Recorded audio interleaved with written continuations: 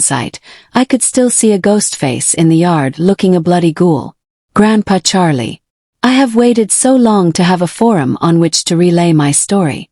The incident shaped the way I was able to perceive and accept the multitude of metaphysical experiences that are not a part of everyone's journey and become receptive to them at a young age.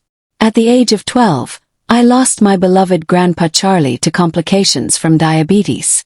In today's world, he would not have passed from these complications.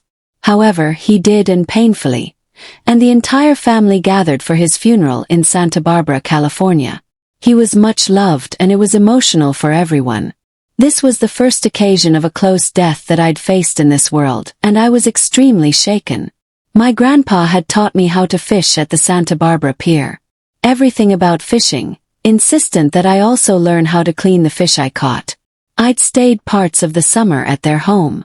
After the funeral, in typical tradition, the family gathered at my grandparents' 3-story Victorian home for a meal before leaving my grandmother, as most of us lived out of town. Their home had always been amazing to me. They had such a large living room that a baby grand piano sat on one side of it, and there was still about 20 feet over to the couch on which I sat, eating between 2 of my female cousins.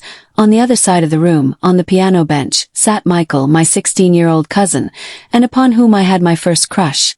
Since I was adopted, I felt no guilt at having a crush on him. He had that slight bad boy edge, was terribly good-looking and very sweet. I thought we had a special connection. He also had been very close to Grandpa Charlie.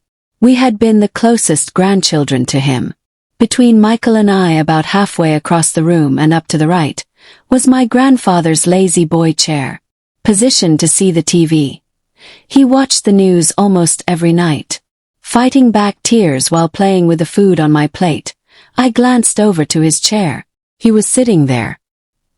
He had a look of peace on his face and appeared to be watching TV. He also looked healthy. I snapped my head back to center, not knowing what I could have possibly thought I saw, and locked eyes with Michael across the room. Michael stood up and wiggled a finger at me to follow him and pointed towards a side door to his right.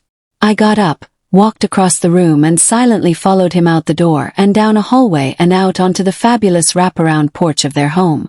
Stopping, Michael turned to me and said, "Did you see him too?" My world was never the same again.